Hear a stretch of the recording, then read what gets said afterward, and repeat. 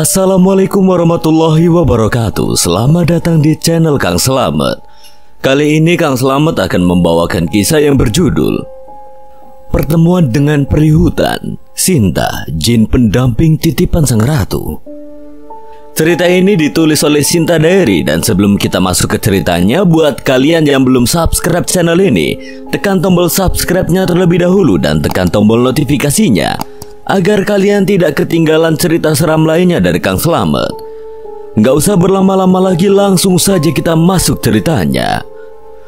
Pertemuan dengan Peri Hutan Sinta, jin pendamping titipan sang ratu. Si pengurang dan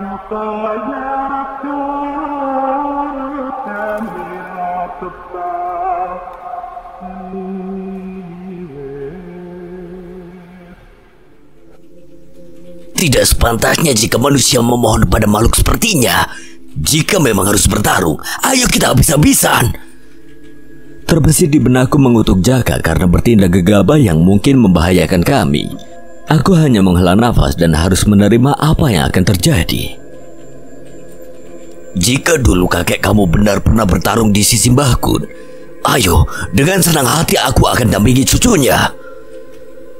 Seketika aku terkejut mendengar Jaka mengatakan kalimat di atas. Dalam perjalanan ke Pasaman, aku menceritakan pengalaman masa kecilku pada Jaka hanya sekedar untuk saling mengakrabkan satu sama lain. Namun reaksi Jaka saat itu biasa saja ketika aku menyebut nama Mbah Gun. Aku kira Jaka tidak mengenal siapa itu Mbah Gun. Tetapi dari perkataan Jaka di atas, aku baru menyadari Mbah Gun kemungkinan adalah orang yang sangat berarti baginya. Jadi kau mengenal Mbah Gun? Jaka terdiam sejenak, kedua tangannya mengepal serta tatapannya yang serius menuju ke arah depan. Mbah Gun adalah kakekku. Jika beliau rela mengorbankan nyawanya demi orang sepertimu, tidak akan aku sia-siakan pengorbanan beliau. Mbah Gun tidak pernah salah menilai seseorang.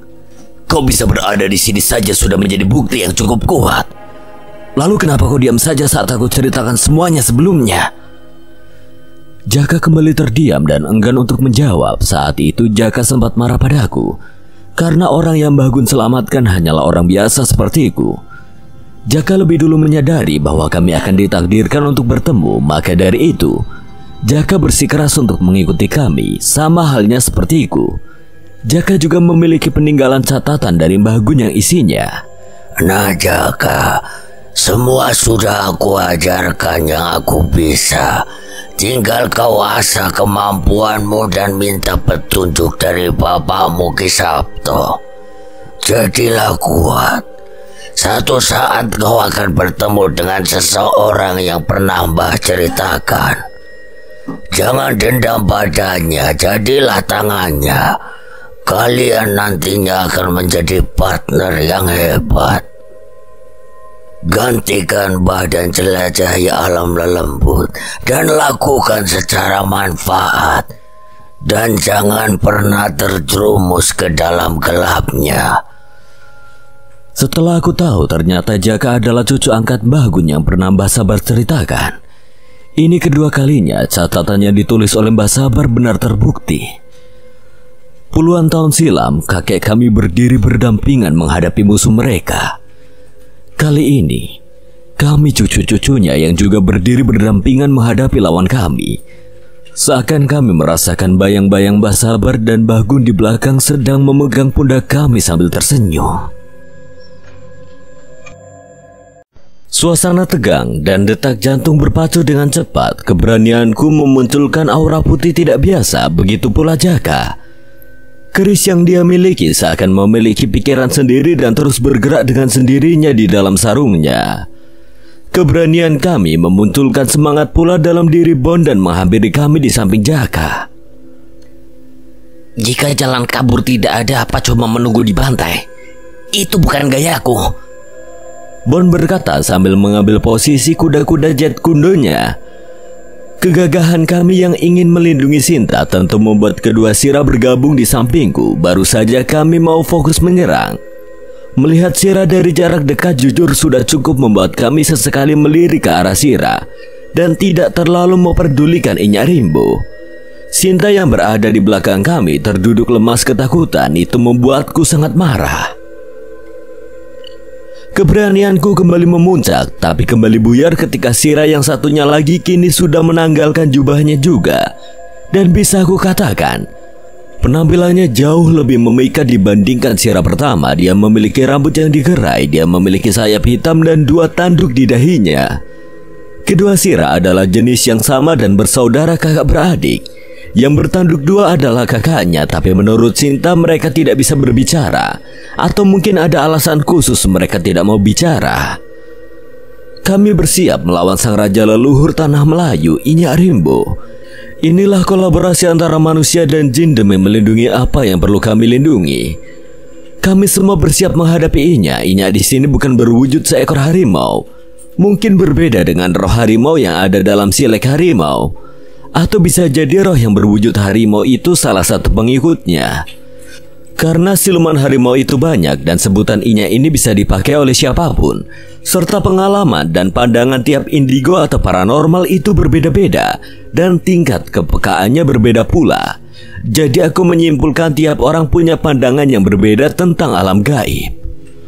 Manusia yang pemberani. Kami bersiap untuk menghadapinya. Saat itu pula Jaka selesai mengucapkan mantranya. Kemudian dia menerjang Inyak disusul kedua Sira. Keris Jaka yang seperti cemeti menyerang dari depan menyambar Inyak dan dengan mudahnya dihindari. Begitu pula Sira dari kiri dan kanan menggapit Inyak. Dengan santainya Inyak menangkis serangan-serangan Sira secara langsung. Sama sekali tidak berpengaruh. Aku tetap berada di samping Sinta bersama Bon. Pertarungan mereka sudah di level yang tidak normal. Jaka yang begitu tinggi ucapannya memang tidak sekedar omong kosong. Meskipun tidak secepat dan selincah kedua Sira, serangan Jaka selalu dihindari, tidak sekalipun Inyak berani secara langsung dihadapi. Tanda bahwa efek yang diberikan oleh cemetinya bisa mengancam Inyak Rimbo. Menurut yang diceritakan Jaka sebelumnya, keris yang Jaka bawa adalah salah satu dari 3 pusaka keluarganya. Kodam yang mendiami keris Jaka adalah makhluk sakti yang sudah berumur ribuan tahun. Dan katanya 3 pusaka keluarganya adalah salah satu senjata yang dulu digunakan atau dimiliki orang kayu hitam, Raja Jambi terdahulu. Pertarungan masih berlanjut. Aku dan Bon hanya perhatikan pertarungan mereka. Entah kenapa Sinta begitu takut dengan Inyak. Dirinya masih terduduk lemas gemetaran. Dia seperti kehilangan keberaniannya. Semua pengikut Inyak hanya diam tidak melakukan apapun. Kami pun jadi fokus dengan pertarungan Jaka dan kedua Sira. Sira tidak henti-hentinya menyerang Inyak dan membuatnya tertahan. Jaka sendiri hanya mengambil kesempatan untuk menyerang. Jaka terus mengayunkan kerisnya seperti cemeti dan selalu berhasil dihindari. Tetapi satu serangan Jaka berhasil mengenai sosok yang di belakang Inyak. Entah seperti apa sosoknya, karena seketika terbelah dan terbakar ketika terkena cemeti Jaka. Saat Inyak menyadari hal itu, dia begitu marah dan geram. Hanya dengan raungannya, kedua Sira terpental dan Jaka dalam bahaya. Tidak ada ampun lagi bagi kalian. Kemarahannya mengguncang seisi hutan dan sekitarnya. Dengan cepat, Inyak melayangkan genggamannya menuju ke arah Jaka. Jaka yang lengah tidak sempat untuk menghindar dan tiba-tiba suara menggelegar seperti benturan terdengar sangat keras. Serangan Inyak membuatnya terpental dan membuatnya terdorong mundur. Jaka hanya berdiri diam sambil komat kamit. Sekali lagi Inyak menyerang dan tetap membuatnya terpental. Aku tidak menyangka Jaka mampu menahan serangan itu. Dan secara tidak sadar Sinta sudah berdiri di sampingku. Kamu membawa orang yang tepat, suamiku. Kemungkinan apa yang dimiliki orang itu mempunyai unsur yang melemahkan Inyak. Ia mampu menahan satu serangan Inyak Rimbo ketika marah bisa dikatakan beruntung. Tetapi dia mampu menahan 2 serangannya. Dia cukup kuat untuk seukuran manusia. Tetapi di serangan ketiga Inyak membuat Jaka terpental ke arah kami. Dengan sigap Bon menangkapnya. Aura Jaka mulai melemah dan menandakan dia terluka. Inyak kembali menghampiri kami dan langsung dihadang kedua Sira. Tidak butuh waktu lama bagi Inyak. Dia berhasil mementalkan kedua Sira. Sinta melangkah maju menghampiri Inyak dan sekali lagi Sinta memohon. Tolong Paduka Harimau, maafkan kami. Kalian yang mencari masalah di wilayahku dan masih berani mohon ampunan. Tidak ada satupun dari kalian yang bisa pergi. Ia berkata sambil hendak mengayunkan genggamannya yang besar tertuju ke arah Sinta. Tidak ada waktu untuk Sira menghampiri. Melihat Sinta yang gemetar ketakutan saja membuat hatiku sakit, apalagi hendak menyakitinya. Tanpa pikir panjang aku menghampiri Nyak Rimbo. Aku bukanlah patung yang diam saja ketika istriku terancam. Aku berteriak sambil berlari dan melompat melemparkan tendangan ke arah Inya. Melihatku menyerang, pandangan Inya otomatis tertuju ke arahku. Hanya dengan lambaian tangan aku tersungkur. Kemudian dengan telak, posisiku yang tidak menguntungkan, Inya sudah tepat berada di depanku. Aku sadar ternyata dia sangat mengerikan jika dilihat dari dekat. Jangan sakiti suamiku. Kali ini Sinta tidak pedulikan bersikap formal lagi. Sepertinya Nyak Rimbo semakin marah dan kepalan tangannya hendak menghujam Sinta. Aku bergegas berdiri dan menyambut serangan Inya dengan pukulan juga. Kepalan tangan Inya setara 10 kali kepalan tanganku, terdengar keras seperti suara tulang yang patah disertai Inya yang terdorong mundur. Sedangkan aku terlempar sangat jauh, kemudian Bon dan Jaka yang juga tidak berdaya menghampiriku. Sudah kukatakan jangan sakiti suamiku. Dengan marah dan suara yang keras Sinta mengancam Inya. Aku tidak terluka sedikit pun meski terpental jauh. Hanya saja tombak kecil yang Sinta berikan keluar dan patah. Sekali lagi aura Sinta berubah seolah tidak terasa angin berhembus. Sinta menatapku menyesal. Dari kejauhan fisiknya tidak ada perubahan, hanya rambutnya yang tadinya hitam berubah putih seperti ibundanya.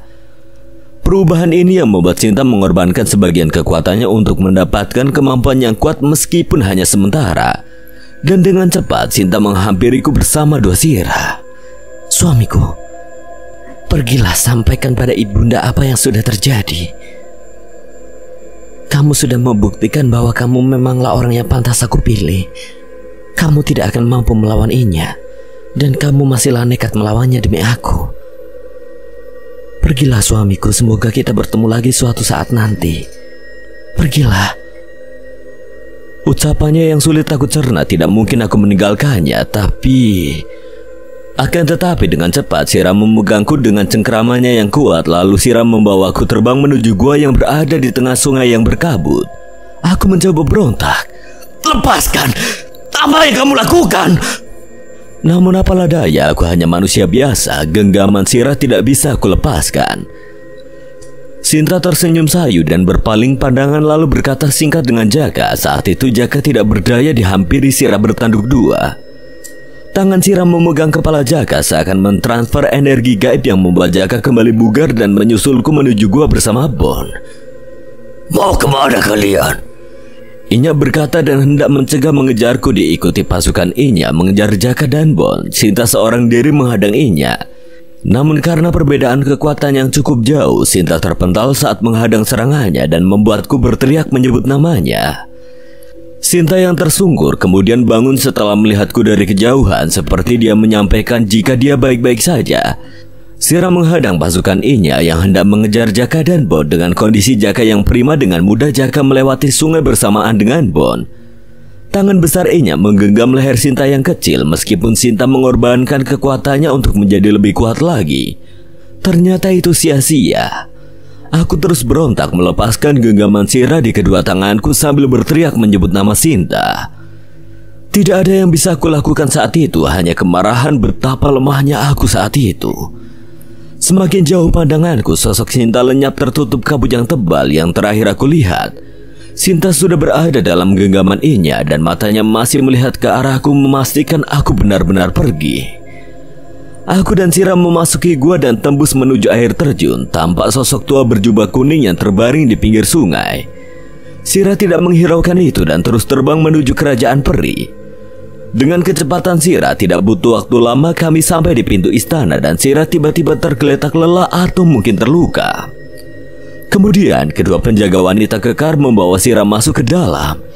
Serta aku dipandu pelayan istana memasuki istana dan berhadapan dengan Ratu Peri Ibunda Sinta. Ketika menghadap Ibunda Sinta, ibundanya langsung meminta penjelasan dari Sira. Setelah beberapa kata singkat yang disampaikan Sira, Lantas Ibunda Sinta raut mukanya berubah. Dia marah dan otomatis wujudnya berubah menjadi sangat mengerikan, hingga membuat semua yang ada di ruang istana menunduk ketakutan. Tidak bisa aku sebutkan seperti apa sosoknya karena aku sama sekali tidak berani meliriknya.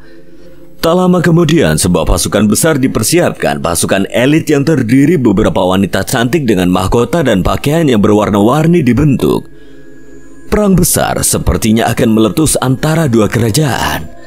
Namun aku tidak tahu lagi apa yang akan terjadi setelahnya karena Ibunda Sinta mempersilahkan aku pergi setelah itu. Kemudian salah seorang pelayan mengantarku ke lokasi di mana tubuhku berada. Kemudian aku dituntun menuju pondok di mana Jaka dan Bon berada. Saat itu Jaka dan Bon sudah ada di tempat menungguku. Sesaat kemudian kami diantar keluar dari wilayah kerajaan peri. Tak lama setelah itu suara binatang malam mulai terdengar dan kami sudah berada di hutan Pasaman, tempat kami di dunia nyata. Tori, ada sebuah pesan dari Sinta. Dia berkata kau tidak perlu lagi datang ke sini. Konflik yang ada di alam gaib itu tidak ada hubungannya dengan kita manusia. Saranku Tori, lupakan saja bahwa kita pernah bertemu dengan mereka. Bicara apa kau ini Jaka? Sambil marah aku berkata dan membuang tangannya yang menempel di pundakku sambil berjalan keluar dari hutan. Jaka hanya terdiam, begitu pula Bon. Mereka pastinya juga menyadari apa yang sedang aku rasakan. Waktu itu sudah pagi, kurang lebih pukul 6. Kami keluar hutan tanpa ada perkataan satu sama lain. Suasana sepi dan canggung. Kami mampir di sebuah kedai untuk sarapan. Tidak sekalipun aku bicara. Bon yang mau mulai percakapan. Tori, ayolah kita pulang. Kau duluan saja dengan Jaka, nanti aku menyusul. Hingga sampai siang hari aku tetap tidak ingin pulang. Jaka dan Bon yang sudah mempersiapkan untuk perjalanan pulang terpaksa mereka batalkan karena aku memilih memasuki hutan kembali. Mereka tidak punya pilihan lain selain mengikutiku, mencegahku, dan itu pasti sia-sia.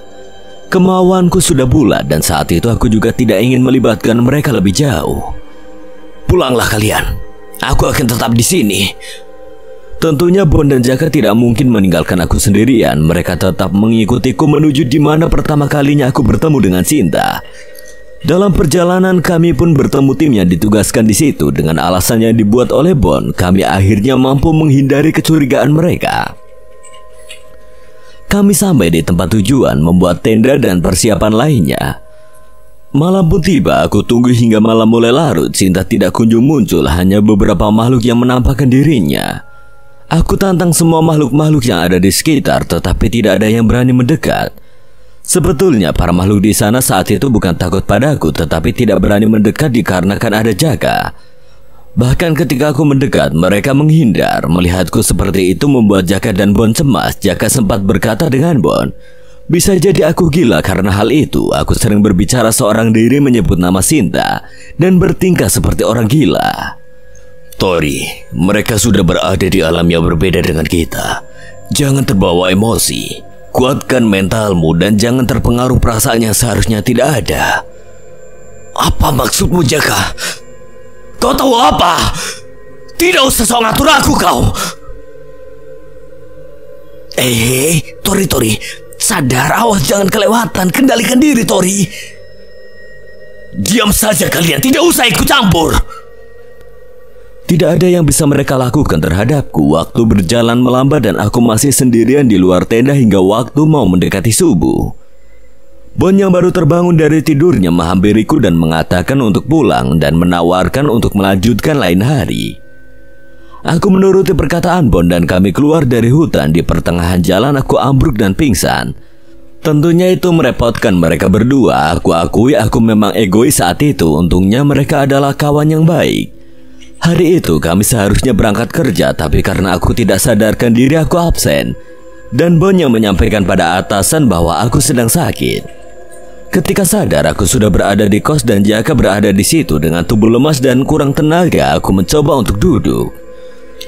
Maaf bro, maafin sikapku kemarin malam. Iya, tidak apa-apa. Kami justru yang kurang memahami kamu. Hari itu pun aku ke Pasaman seorang diri tanpa memberitahu Jaka, mengendarai sepeda motor milikku. Sesampainya di sana yang aku lakukan hanya menunggu keajaiban itu terulang. Aku memastikan Sinta untuk hadir lagi sekedar hanya melihat senyumnya. Hampir setiap hari ketika aku pulang kerja, aku selalu menunggu di hutan Pasaman. Berminggu-minggu aku lalui, tetap aku menunggu tanpa hasil. Perasaan yang sakit, menyesal dan kecewa. Tidak bisa aku pungkiri bahwa aku menangis ketika hanya seorang diri. Walaupun perkenalan kami hanya sesaat, namun Sinta telah menunjukkan banyak arti cinta padaku walaupun kami berbeda dunia. Kembali di saat kami berada di kawasan Inyak Rimbo, sebetulnya ada kisah penting yang sengaja aku potong karena saat itu aku tidak tahu bagaimana kelanjutan pertempuran kami dengan Inyak Rimbo. Akan aku ceritakan bagaimana situasi yang dialami oleh Sinta. Suasana langit yang mendung kemerahan, kabut tebal menutupi pandangan, perasaan terancam dan aku takut kehilangan. Kami para manusia lemah berdiri tegap menghadang bahaya bukan karena ingin mati konyol ataupun sok jagoan. Kami bertiga, Tori, Jaka Guntur, dan Denbon, punya alasan dan keinginan kuat masing-masing. Demi melindungi yang dicintai, demi harga diri manusia, dan demi solidaritas persahabatan. Jika sudah memutuskan untuk berjuang, maka perjuangkanlah hingga akhir. Jika memang tidak ada jalan untuk kembali, terus maju hadapi apapun itu. Mundur menyerah itu bukan gayaku. Dengan segala upaya kami berusaha menghadang dan melawan sang raja hutan gaib Inyak Rimbo. Semua perjuangan kami tidak mampu bahkan hanya untuk menyelamatkan diri kami sendiri. Betapa malunya kami harus dilindungi oleh wanita meskipun mereka adalah para wanita kuat. Tetaplah mereka wanita. Kami tidak punya pilihan lain selain meninggalkan mereka. Kami sadari kami malah akan menjadi beban.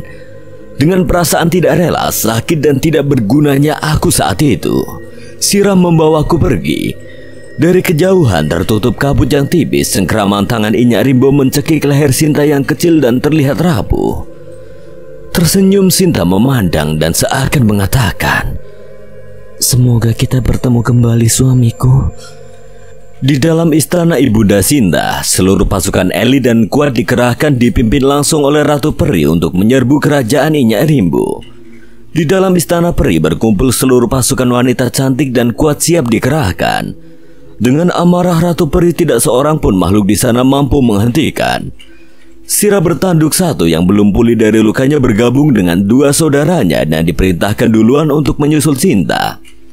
Ratu Peri berangkat dengan seluruh pasukannya dan dikawal oleh 8 wanita cantik. Mereka adalah anak-anaknya selain Sinta. Dari kemampuan masing-masing putrinya, kesaktiannya paling tidak 2 kali lipat kesaktian Sira. Ketika Sinta tidak berdaya di tangan Inyak Rimbo dan memastikan aku benar-benar pergi, disitulah kekuatan sesungguhnya Sinta muncul. Sinta hanya tidak ingin membuatku tertekan dengan kekuatannya. Sekuat apa Sinta ketika benar-benar serius mengeluarkan seluruh kemampuannya? Sementara itu, Sira bertanduk 2 yang tengah menghadang anak buah Inyak yang ingin mengejar Bon dan Jaka. Dengan mudahnya Sira membantai mereka yang melewatinya. Ketika kekuatan penuh Sinta terbangun, genggaman Inyak Rimbo terlepas dan membuatnya terpental. Pertarungan Inyak Rimbo dan Sinta seimbang namun tidak berlangsung lama. Lama-kelamaan, Sinta mulai terpojok. Sira mulai membantai semua pengikut Inyak Rimbo tanpa tersisa. Tentunya membuat Inyak Rimbo semakin geram dan sangat marah. Inyak Rimbo mulai menyerang Sinta tanpa henti yang membuat Sinta semakin sulit untuk bertahan. Sinta tidak mampu lagi menahan serangan-serangan Inyak Rimbo dan sudah mulai mencapai batasnya. Serangan susulan Inyak Rimbo tidak mampu lagi Sinta hindari. Serangan Inyak yang mematikan mengarah ke arah Sinta. Suara benturan keras memekakkan telinga hingga menerbangkan debu-debu di sekitarnya. Serangan Inyak Rimbo dihadang oleh ketiga sosok berbaju merah. Sira datang di waktu yang tepat. Jika saja Sira terlambat sedikit saja, Sinta tentunya tidak mungkin selamat. Sira bertanduk 2, langsung menghampiri ketiga saudaranya. Ketika keempat Sira berkumpul, sudah tidak diragukan lagi. Makhluk daratan tidak akan mampu menandinginya. Sinta sudah mencapai batasnya dan kembali ke bentuk awalnya. Inyak Rimbo hendak mengambil kesempatan untuk menyerang Sinta, namun tidak sampai Inyak Rimbo mendekat. Tanpa Inyak Rimbo sadari, seluruh tubuhnya tersayat-sayat. Keempat Sira sudah menyerang dan melukai Inyak Rimbo. Karena kuatnya Inyak dan pertahanannya, dia hanya tergores tanpa luka fatal. Jika itu adalah makhluk lain, pastinya sudah menjadi daging cincang. Situasi saat itu sudah jelas pihak Sinta unggul. Kehadiran keempat Sira tidak bisa dianggap remeh. Ditambah lagi 2 Sirah yang misterius yang belum diketahui wujudnya.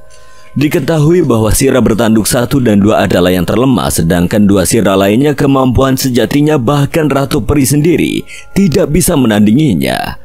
Dan jika digabungkan, kekuatan keempat Sirah setara dengan seluruh pasukan yang ada di kerajaan peri. Sebagai mantan Raja Hutan, Inyak Rimbo tidak gentar ketika Sirah hendak menyerang. Sosok kuat muncul menghalau. Maaf, kami terlambat, Paduka Harimau. Sosok serigala besar muncul, namun berbeda dengan serigala yang Sirah bertanduk 1 kalahkan. Serigala ini jauh lebih berbahaya. Ada puluhan serigala yang datang, namun nampaknya dia adalah pimpinan para serigala itu.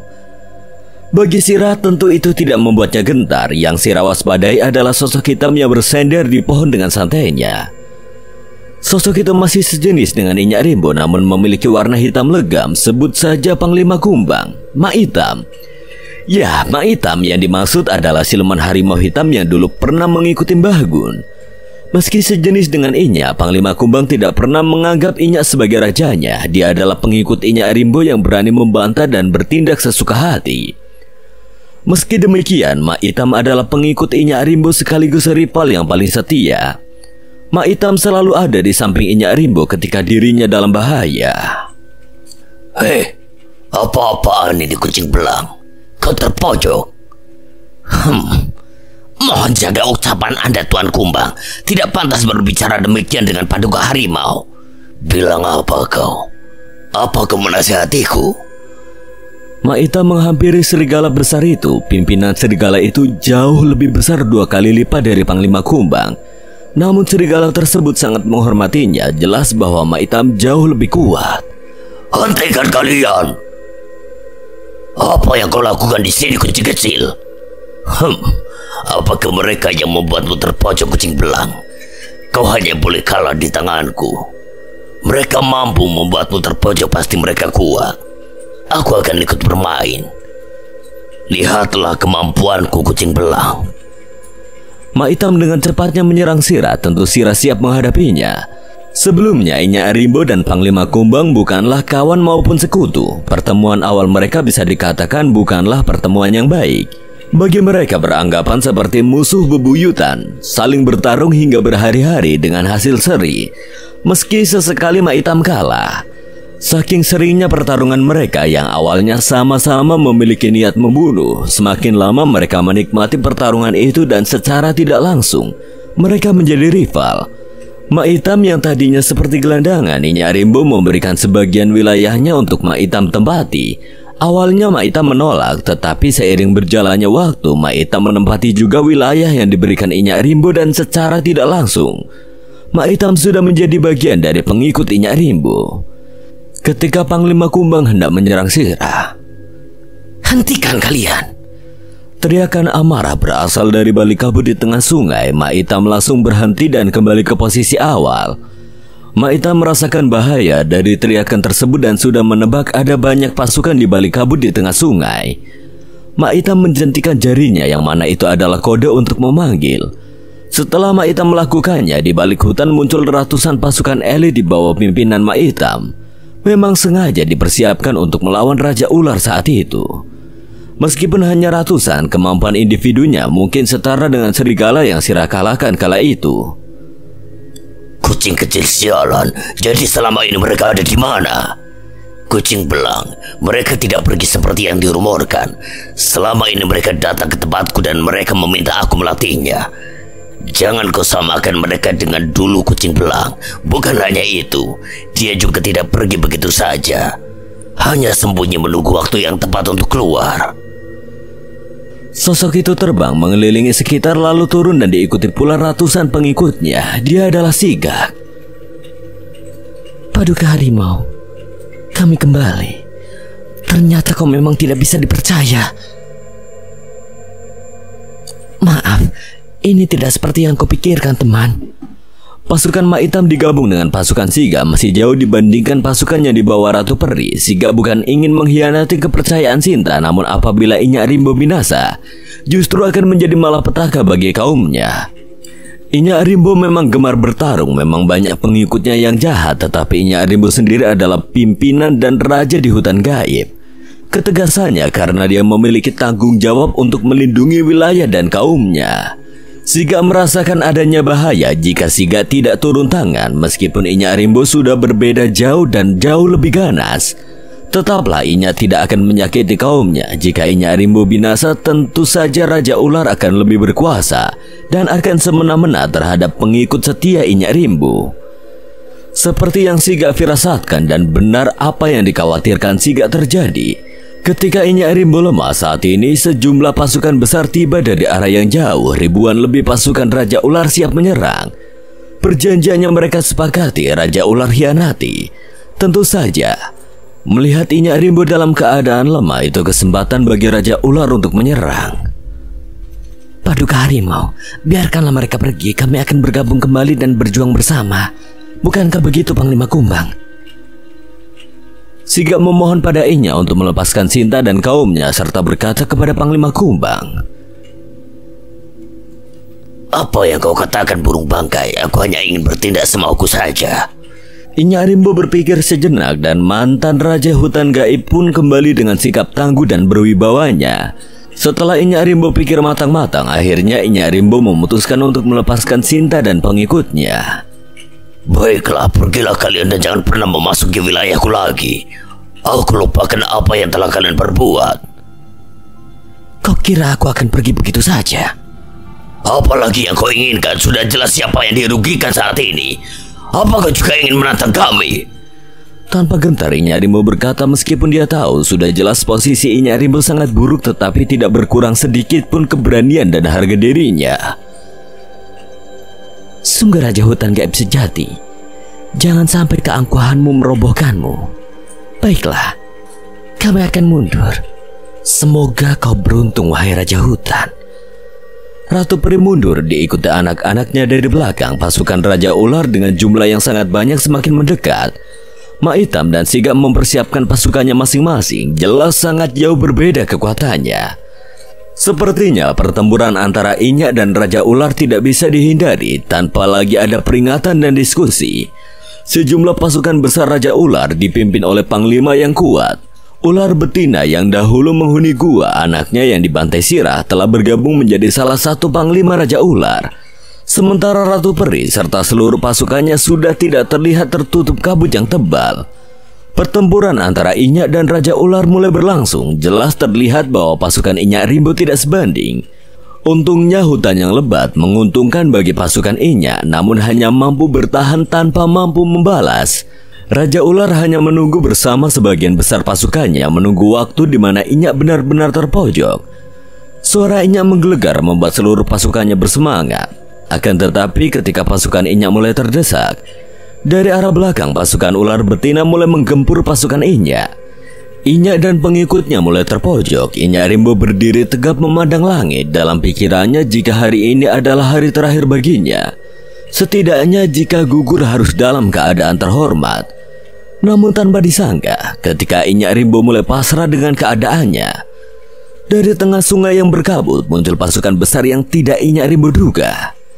Sebagaimana permintaan maaf kami, aku Ratu Peri dari Istana Langit akan aku pinjamkan seluruh pasukanku, wahai Raja Hutan Gaib. Dengan suaranya yang keras dan disambut sorakan semangat dari ribuan prajurit wanita, Ratu Peri memutuskan untuk membantu Inyak Rimbo, mengingat Sirah telah membantai begitu banyak pengikutnya. Dengan seluruh pasukan kerajaan Peri tentu menjadi bantuan yang sangat berguna. Sejumlah pasukan besar dipimpin oleh Sirah menggempur dari belakang pasukannya dipimpin oleh ular betina. Melihat sisi belakangnya diserang membuat ular betina lengah. Dengan secepat kilat Panglima Kumbang menyerang ular betina. Dengan cakarnya yang tajam seketika tubuh ular betina tercabik-cabik. Dengan gugurnya ular betina, pasukan yang kehilangan pemimpinnya, dengan mudahnya pasukan Inyak mendesak. Dari arah belakang, Sirah dan pengikutnya mulai membantai, dan dari arah depan, Mak Hitam, Siga dan pasukannya juga mulai menggempur. Terjepit dari depan dan belakang, perlahan pasukan yang besar itu habis tidak tersisa. Sementara itu, Sinta dan semua saudarinya meninggalkan area pertempuran. Sinta kembali di kerajaan Peri untuk memulihkan diri dibantu oleh semua saudarinya. Selama memulihkan diri, Sinta tidak bisa pergi kemana-mana. Sinta perintahkan saudari termudanya untuk memantau di sekitar. Sinta merasakan saat itu bahwa aku selalu menunggu di tempat pertama kalinya kami bertemu. Setiap harinya saudari Sinta selalu memberikan kabar bahwa aku selalu menunggu Sinta. Perasaan Sinta juga terluka karena Sinta tidak mampu untuk menemuiku dalam kondisinya saat itu. Dan pertempuran antara Enyak Rimbo juga Raja Ular berlangsung sangat lama. Meskipun itu sudah mendapat bantuan dari pasukan kerajaan peri, masih tidak menemukan pemenangnya. Selama berminggu-minggu aku terus menunggu Sinta tanpa berhasil menemuinya. Semua itu membuat pekerjaanku terganggu dan fisikku semakin melemah. Rekan-rekanku mulai khawatir dengan kondisiku. Mereka sempat beberapa kali bertanya. Hanya ku jawab sewajarnya saja. Hanya Bon satu-satunya yang memahami kondisiku dan tahu apa penyebabnya. Kurang lebih sebulan setelah kejadian, aku masih rutin pergi ke Pasaman. Kondisiku yang lemah tentu lama-kelamaan membuat tubuhku drop dan jatuh sakit. Aku yang hidup seorang diri di kos, jauh dari orang tua dan saudara, membuat hidupku tidak terurus. Aku pasrah jika memang tidak bisa dipertemukan kembali. Itu sudah menjadi takdir dan aku tidak menyesal jika harus mati saat itu. Benar-benar sebuah pemikirannya kekanak-kanakan. Dalam keadaan berbaring lemas, dalam hati aku berkata, maafkan aku, suami yang tidak berguna ini. Jika ada kesempatan sekali lagi saja, aku ingin bertemu denganmu lagi. Aku tersenyum dengan sendirinya di dalam kamar dan tiba-tiba seseorang berkata dengan lirih dan lembut, kenapa harus melukai dirimu sendiri, suamiku? Seketika semerbak tercium aroma wangi yang aku kenal. Ketika aku membuka mata, dan yang aku dapati seseorang duduk di sampingku. Seorang wanita yang cantik berpakaian serba putih. Dia adalah Sinta. Dia kembali seperti semula dengan wujud ketika pertama kali kami bertemu. Dengan tersenyum kecil, Sinta menatapku. Seketika aku terbangun dan memperhatikan dengan wajah tercengang seolah tidak percaya. Bagaimana tidak? Berminggu-minggu dan bahkan lebih dari sebulan aku menantikan dan kunjungi tempat di mana kami pertama kali bertemu, namun tidak pernah menemui hasil. Dan sekarang, tiba-tiba sosok yang aku cari sudah berada di sampingku. Aku tertawa sambil mengeluarkan air mata dan sesekali aku mengusap air mata yang hendak mengalir. Tangis dan tawa berselingan, hingga akhirnya aku benar-benar menangis melampiaskan rinduku padanya. Sinta mendekat memelukku yang sedang terduduk. Mengenai orang yang hilang, jujur aku tidak tahu pasti bagaimana. Karena penugasanku sebagai pencari orang hilang berakhir saat itu. Ada kabar katanya semua pulang dengan selamat, namun ada juga yang bilang beberapa masih berstatus hilang. Kurang lebih 1-2 bulan setelah kejadian di Pasaman, kondisiku sudah pulih seutuhnya dari sakit. Mulai saat itu, aku kembali mengingat dan mendalami ajaran yang pernah Mbah Sabar berikan. Aku juga memulai suasana baru. Aku pindah dari kos dan mengontrak satu rumah. Kebetulan ada satu informasi dari rekan adanya rumah yang ingin dikontrakkan tetapi lama tidak dihuni dikarenakan lumayan jauh dari keramaian. Aku survei tempat tersebut dan ketemu dengan pemilik rumahnya, seorang duda berumur lanjut kira-kira 70 tahun. Bapak yang punya rumah yang ada di seberang sana itu, Pak? Iya, nak, benar. Masih dikontrakan, Pak? Iya, nak. Tetapi lama sudah tidak saya kontrakan dan sudah lama juga tidak ditempati. Tapi masih dikontrakan kan, Pak? Jika iya, saya ingin menempatinya, Pak. Nah, rumah itu sudah lama tidak ditempati. 3 tahun lalu terakhir ditempati seorang mahasiswi. Jika tidak keberatan dengan kondisi rumahnya, silakan ditempati. Kakek itu memberikan penjelasan namun tidak menceritakan apa yang sebenarnya terjadi. Aku tahu bahwa kakek itu tidak menceritakannya sebenarnya karena aku sudah mendengar sebelumnya bahwa rumah tersebut dulunya dihuni oleh mahasiswi yang meninggal gantung diri. Aku tidak peduli dengan rumor yang dikatakan tentang rumah itu. Suasana rumah itu juga sangat cocok seperti yang aku inginkan. Sepi dan jauh dari keramaian, ditambah lagi harga sewanya yang terbilang sangat terjangkau. Ketika aku menerima kunci rumah, aku periksa keadaannya masih bagus dan terawat, hanya banyak debu saja di sekitarnya. Nasibnya hidup seorang diri ya, semuanya aku kerjakan sendiri, bersihkan rumah. Ada beberapa barang yang masih tertinggal di situ, tetapi pemilik rumah mempersilahkan untuk memakainya. Hampir seisi rumah itu utuh isinya. Dari lemari, kursi, tempat tidur, dan spring bed yang masih lumayan baru, plastik pembungkusnya masih menempel.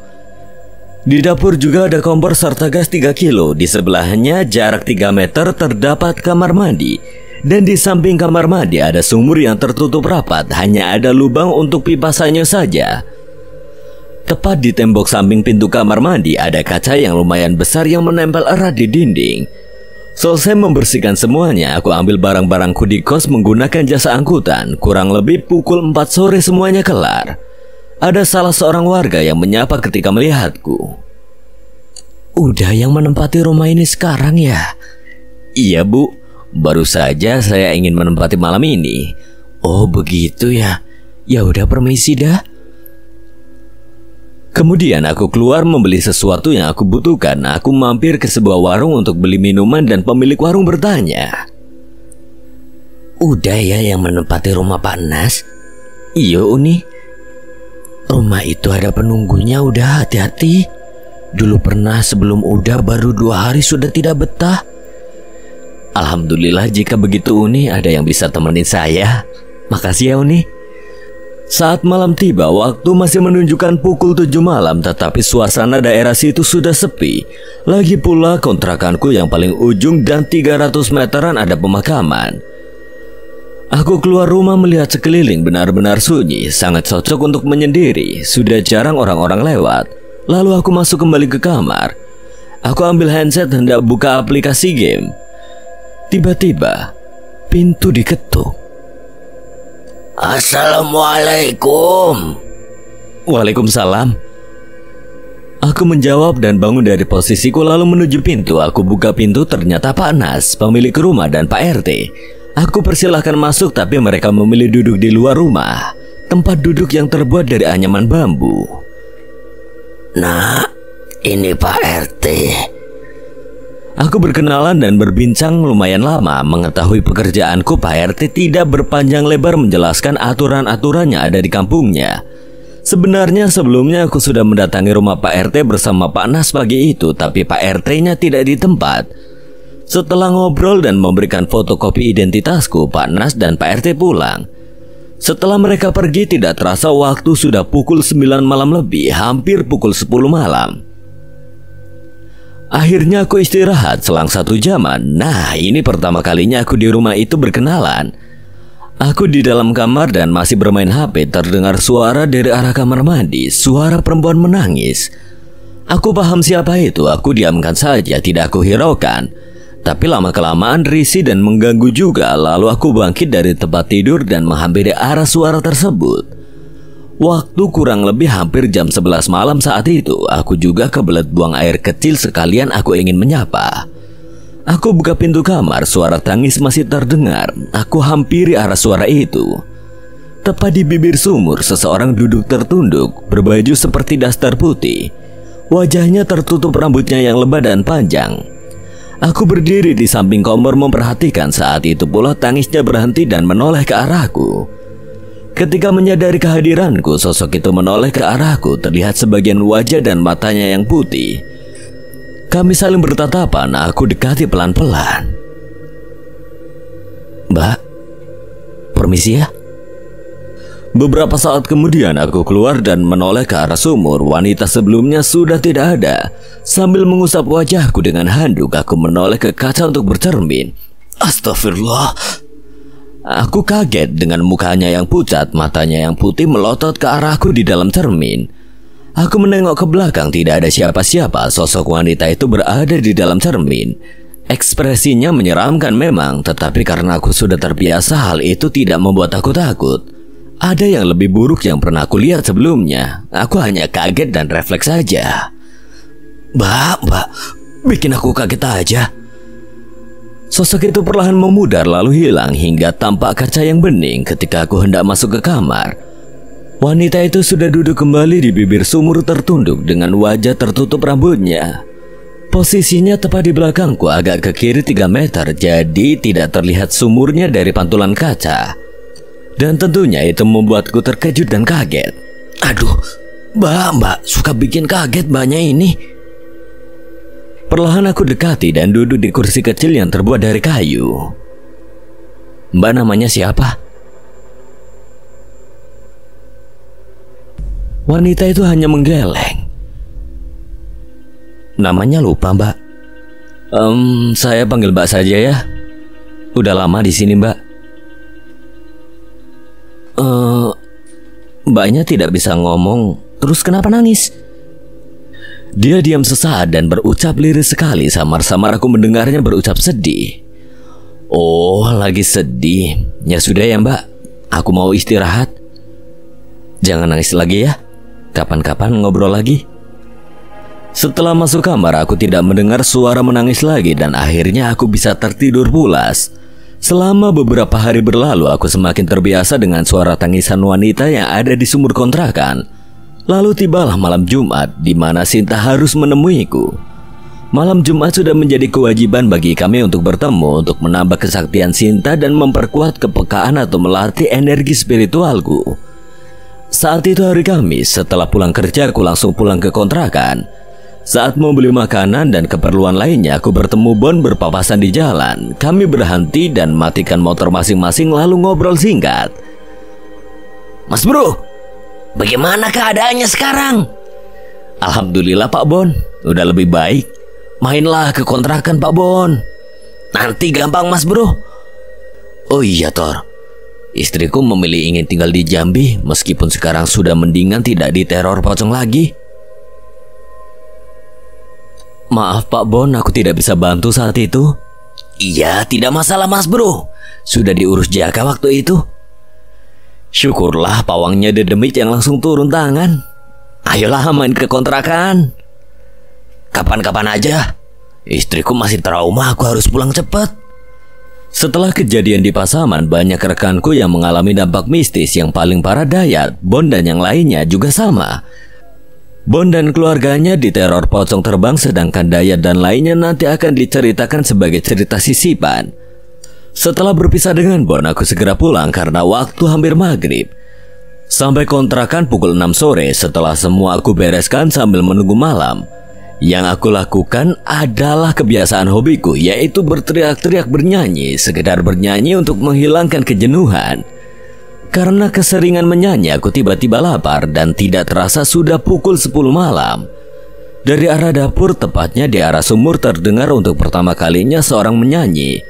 Meski tidak jelas menyanyi apa, hanya terdengar seperti bergumam. Karena penasaran, aku menghampiri arah suara tersebut. Aku juga lapar, sekalian hendak masak mie instan. Sebelum ingin memasak, aku hampiri dulu sosok yang tengah bernyanyi malam itu. Dari arah dapur terlihat sosok wanita dengan daster putih menutupi seluruh tubuhnya yang sedang duduk di bibir sumur. Tertunduk dengan rambutnya yang tebal dan panjang menutupi wajah seramnya sambil bernyanyi dan menggoyangkan badannya. Aku hampiri dan bertanya, "Lagi nyanyi apa mbak?" Wanita itu hanya menggelengkan kepala dan badannya yang masih bergerak-gerak. "Mbaknya suka nyanyi ya? Nggak nangis lagi mbak?" "Saya lagi seneng." "Kalau boleh tahu mbaknya senang kenapa?" "Aku senang ada yang bernyanyi." "Oh gitu. Ya udah permisi ya mbak, nikmatin aja mbak. Saya mau membuat makanan, lapar." Aku lalu berdiri sambil berjalan menuju kamar mandi ingin buang air kecil. Ketika keluar dari kamar mandi, wanita itu sudah lenyap. Aku kemudian menuju kompor untuk masak mie instan. Selesai masak langsung aku makan dan kembali ke kamar untuk istirahat. Waktu berlalu dan mata sudah mulai mengantuk. Mungkin saat itu sudah pukul 12 malam lebih. Saat aku hampir terlelap, tercium aroma wangi yang membuatku terjaga kembali. Aroma wangi yang tentunya sangat aku kenal. Dalam sekejap, sosok berbaju putih berselendang, berpawakan menawan dan cantik jelita dengan mahkotanya tersenyum manis sambil menundukkan kepalanya kepadaku. Dialah Sinta. Di sampingku, Sinta tersenyum lembut dan anggun, tentu membuatku terpana akan kecantikannya dengan wujudnya yang sempurna putri seorang ratu.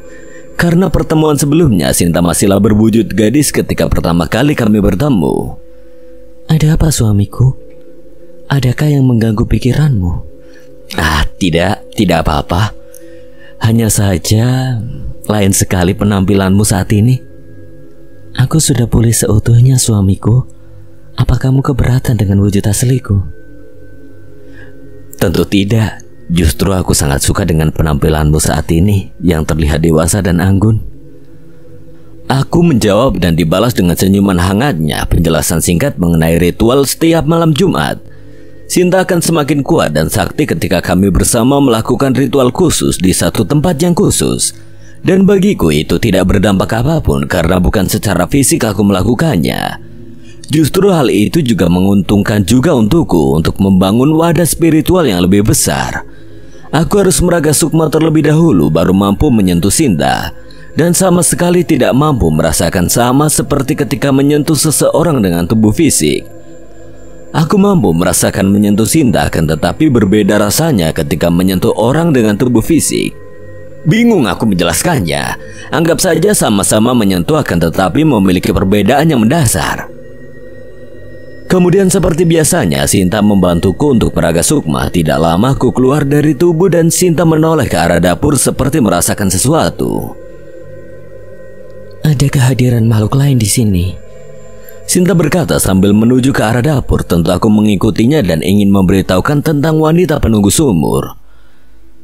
Belum sempat aku bicara, Sinta sudah berada di dapur. Dengan ekspresi serius Sinta menatap ke arah dapur dan berkata pada apa yang dihadapannya. Apa yang kamu lakukan di sini? Dengan tatapan tajam Sinta berkata pada sosok yang tengah duduk di bibir sumur. Terlihat wanita itu ketakutan dan akan pergi terbang ke atas. Siapa yang menyuruh kamu pergi? Dan perlahan wanita itu turun mengurungkan niat untuk pergi. Sinta, apa yang kamu lakukan? Suamiku, apakah makhluk rendahan ini mengganggumu? Akan aku lenyapkan dia jika dirimu terganggu. Sinta menjawab dan menoleh lembut ke arahku dan kembali tatapan Sinta tajam ketika melihat wanita itu. Tentunya wanita itu ketakutan hingga gemetar. Tidak Sinta, tidak sama sekali. Sama sekali aku tidak terganggu. Biarkan dia di situ, itu rumahnya. Dan janganlah kamu merendahkan satu makhluk. Sekarang dia seperti ini, tidak ada yang tahu ke depannya dia akan seperti apa. Maafkan aku suamiku. Aku tidak akan menggunakan kata itu lagi. Aku pegang kepala Sinta untuk menenangkan emosinya dan terbesit di benakku menggodanya. Seketika Sinta menatapku. Aku tahu apa yang kamu pikirkan. Kemudian Sinta memegang tanganku lalu kami terbang ke atas menembus atap rumah. Mbak, tidak usah pergi ya, di sini aja tidak apa-apa. Tolong jaga rumah ya. Aku katakan pada wanita itu dan dia hanya mengangguk. Kemudian aku melesat terbang ke atas bersama Sinta. Tak lama kami terbang dengan kecepatan tinggi dan turun di sebuah danau yang besar, luas dan indah. Banyak kunang-kunang di sekitarnya. Di tengah danau ada rumah kecil mengapung. Kami turun mendarat di rumah tersebut. Tanpa ada pintu, hanya tertutup tirai merah, kami memasuki rumah itu. Di dalam ruangan kecil itu terdapat sebuah kamar tidur dengan tirai merah jambu, beserta bunga beraneka warna tersebar di lantai. Entah apa yang berbeda dengan Sinta saat itu, dia terlihat sangat cantik dan menawan. Mungkin karena aku memang sudah lama tidak melihat wujud aslinya. Ada apa suamiku? Adakah yang mengganggu pikiranmu? Tidak apa-apa Sinta. Aku hanya tertegun melihatmu. Dan aku penasaran. Apa yang terjadi kala itu ketika kamu berhadapan dengan Inyak Rimbo?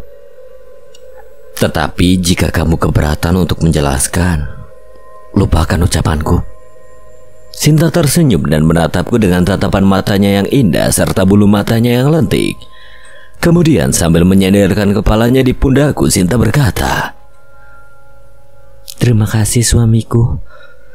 Sambil memeluk tanganku dengan kedua tangannya, percakapan kami semakin intim dan tidak terasa waktu kami habiskan berdua malam itu di tengah danau yang sunyi, tanpa ada seseorang pun yang mengganggu.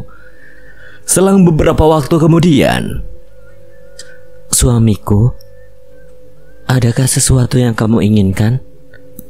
Katakan suamiku, aku akan kabulkan apapun permintaan kamu semampuku. Aku hanya ingin mengetahui lebih banyak tentang dunia gaib. Jika tidak keberatan, aku ingin kamu menunjukkan sesuatu yang belum pernah aku lihat. Baiklah, akan aku tunjukkan tempat di mana jarang sekali manusia tahu. Sambil tersenyum, Sinta menarik tanganku dan kami terbang ke atas dengan kecepatan tinggi.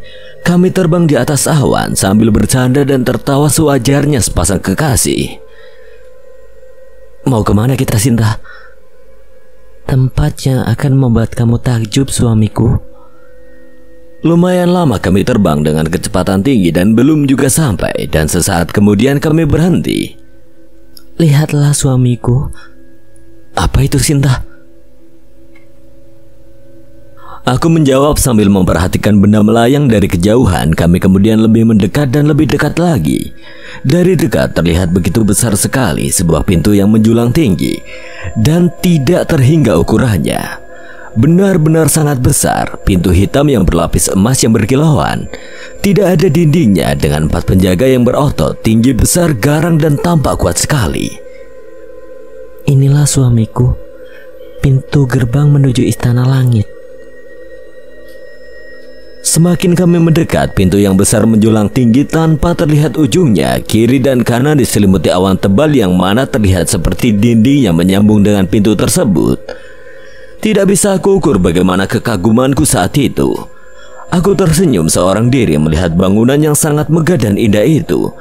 Ditambah dengan pemandangan di sekitarnya, aku tahu bahwa itu hanyalah sebuah pintu gerbangnya saja. Tidak bisa lagi aku bayangkan seperti apa di dalamnya. Selamat datang di gerbang barat Istana Langit. Ada keperluan apa kemari? Salam tuan-tuan.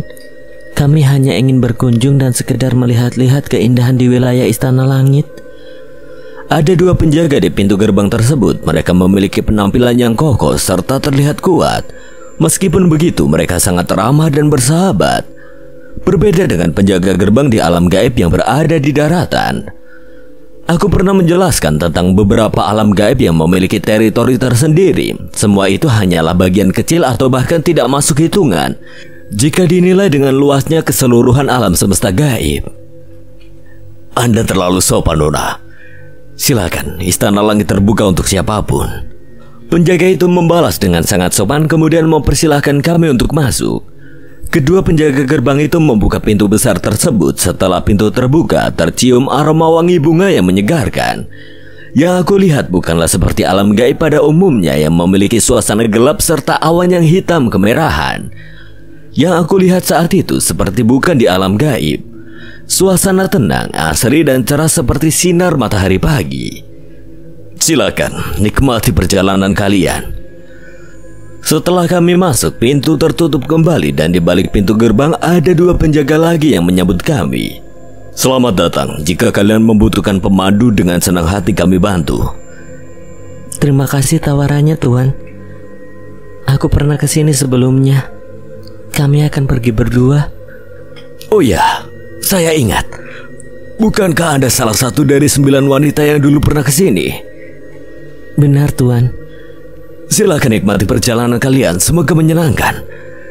Kami lalu pergi meninggalkan pintu masuk. Aku tidak bisa berkata-kata lagi dengan apa yang aku lihat.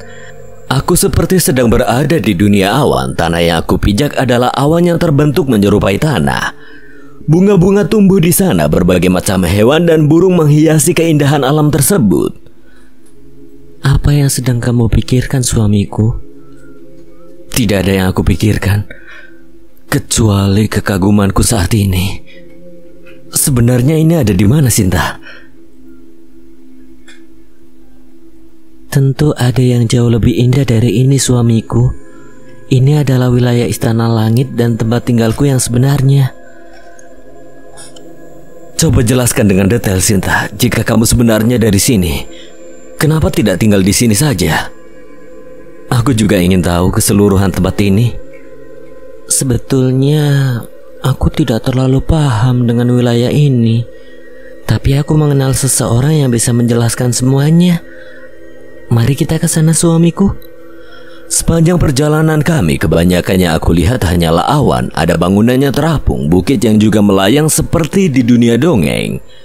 Di depan kami, aku melihat sekumpulan seseorang dengan jubah merah sedang berjalan melakukan aktivitasnya. Para jubah merah tersebut adalah ras yang sama seperti Sirah, yang artinya Sirah adalah bagian dari istana langit. Ada tangga yang terbuat dari awan menjulang tinggi ke atas. Kami menaiki tangga tersebut karena kami tidak bisa terbang di wilayah istana langit. Cukup memakan waktu untuk sampai ke ujung tangga. Di ujung tangga suasana sudah berubah. Yang tadinya tanah terbuat dari awan, saat itu yang aku lihat mulai normal. Ada pohon serta rumput seperti halnya di dunia manusia.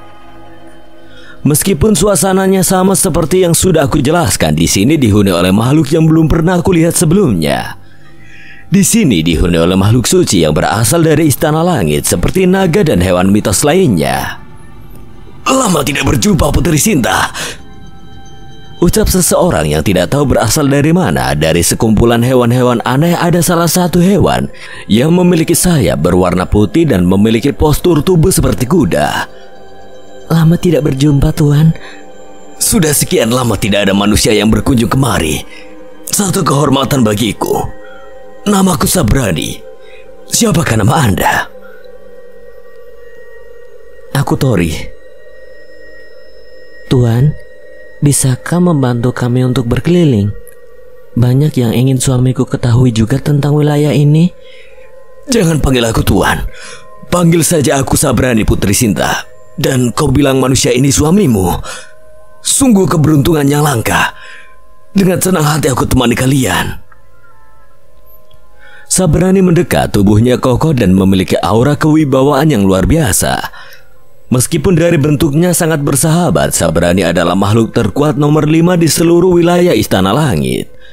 Kalian naiklah. Akan aku perkenalkan dengan salah satu sahabatku. Sayap Sabrani membentang, kami duduk di punggung Sabrani lalu kami terbang ke atas. Selama kami terbang, Sabrani menceritakan semua tentang wilayah istana langit. Istana langit adalah bagian kecil dari alam semesta gaib, meskipun memiliki tingkatan lebih tinggi dibandingkan makhluk daratan ataupun lautan. Masih ada yang lebih tinggi dari istana langit. Istana langit memiliki 4 gerbang mata angin, yaitu gerbang barat, timur, utara, dan selatan. Setiap gerbang terhubung di seluruh alam semesta dan juga ada 2 gerbang lainnya yang disebut gerbang neraka dan gerbang surga. Gerbang neraka dan surga hanyalah sebuah sebutan saja, bukan tempat yang sebenarnya. Gerbang neraka berada di paling bawah di wilayah istana langit. Konon gerbang neraka adalah tempat terkutuk, bahkan Raja Istana Langit takut memasukinya. Gerbang neraka adalah tempat bagi penghuni istana langit yang melanggar hukum dengan kasus yang sangat berat. Di wilayah istana langit, siapa saja bisa dibuang ke gerbang neraka, tidak terkecuali anggota kerajaan langit sendiri. Dahulu kala Ratu Peri atau Ibunda Sinta adalah salah satu anggota keluarga kerajaan langit. Ratu Peri saat itu adalah wanita tercantik di kerajaan langit dan menjadi salah satu calon permaisuri Raja Langit. Kecantikan Ratu Peri mengundang banyak kekaguman selain Raja Langit yang bernama Baginda Al-Mansur yang sangat mengagumi kecantikan Ratu Peri. Banyak kalangan yang tentu menginginkannya, salah satunya adalah Pangeran Ash. Seluruh penghuni istana langit tahu bahwa Ratu Peri saat itu adalah calon permaisuri Raja Al. Tidak ada makhluk di sana yang berani menggoda Ratu Peri kecuali Pangeran Ash. Sebelum Ratu Peri resmi menjadi permaisuri, Ratu Peri memiliki hubungan dengan Pangeran Ash yang saat itu tidak diketahui oleh siapapun. Hubungan mereka berjalan sangat lama dan Raja Al tidak pernah menyadari itu. Demi mendapatkan Ratu Peri, Pangeran Ash mencoba untuk melakukan kudeta. Padahal jika dari awal Pangeran Ash mengakui jika dirinya memiliki hubungan dengan Ratu Peri, Raja Al bisa berikan apa yang Pangeran Ash inginkan. Akan tetapi Pangeran Ash sudah diliputi oleh dendam karena ayahnya akan merebut Ratu Peri darinya. Pertempuran tidak bisa dihindari dan sebelumnya Pangeran Ash mencuri pusaka keramat yang mana pusaka itu adalah pusaka yang tidak bisa dijinakkan. Siapapun yang memegang pusaka itu akan kehilangan kendali. Pusaka itu adalah tombak naga emas. Pangeran Ash yang diselimuti dendam ketika menggunakan tombak naga emas langsung tidak terkendali. Pangeran As membantai siapapun yang menghalanginya, termasuk 2 saudaranya telah tewas di tangannya. Raja Al juga terluka parah saat mencoba menghentikan Pangeran As, namun Pangeran As berhasil dihentikan oleh gabungan dari beberapa makhluk terkuat Istana Langit. Salah satunya adalah Sabrani. Akhirnya Pangeran As dibuang ke gerbang neraka bersamaan dengan tombak naga emas. Akan tetapi masalah yang menimpa Raja Al tidak kunjung selesai hingga saat itu. Luka yang diakibatkan oleh tombak naga emas tidak bisa disembuhkan, yang akhirnya Raja Al terus menderita sepanjang hidupnya. Lalu dengan Ratu Peri sendiri, karena ketidakjujurannya Raja Al mengusirnya ke daratan dan sebagian jiwanya dibuang ke gerbang neraka. Setelah Ratu Peri kehilangan sebagian jiwanya, Ratu Peri menjadi makhluk yang menyeramkan, gendut, jelek, dan tidak menarik lagi.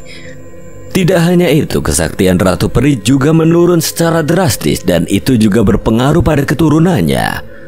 Makhluk langit adalah ras tertinggi di kalangan jin. Sinta juga bagian dari makhluk langit, tetapi melawan Inyak Rimbo yang merupakan makhluk daratan bisa kalah telak itu disebabkan oleh Ratu Peri. Di wilayah Istana Langit sendiri memiliki 3 wilayah yang dihuni oleh beberapa makhluk dengan tingkatan yang berbeda. Pertama adalah makhluk bawah yang mayoritas dihuni oleh makhluk berjubah merah. Disitulah Sira berasal. Wilayah ini juga ada wanita dan laki-laki, ada kesatria dan juga penduduk biasa. Penghuni di sini juga yang menjaga gerbang neraka. Meski memiliki wilayah terbawah di Istana Langit, bukan berarti mereka lemah. 6 dari 10 makhluk terkuat berada di lingkungan ini. Yang kedua adalah wilayah suci yang dihuni oleh Sabrani dan makhluk suci lainnya. Selain Sabrani, ada makhluk suci yang merupakan sahabat Sabrani dan menyandang terkuat nomor 2 di bawah Raja Al. Dia adalah pelindung seluruh wilayah langit, dan yang pertama adalah Istana Langit. Penghuni Istana Langit rata-rata sangat kuat dan memiliki postur tubuh yang sempurna. Meskipun Sabrani juga bisa menjelma seperti mereka, penghuni Istana Langit memiliki bentuk fisik asli seperti manusia, berbeda dengan Sabrani yang memiliki fisik seekor kuda terbang. Tak lama kemudian Sabrani turun di tempat yang tidak aku ketahui. Semuanya tertutup awan tebal dan aku berdiri seperti di atas marmer merah yang keras. "Oi Draka, temanku, lihat siapa yang aku bawa kemari."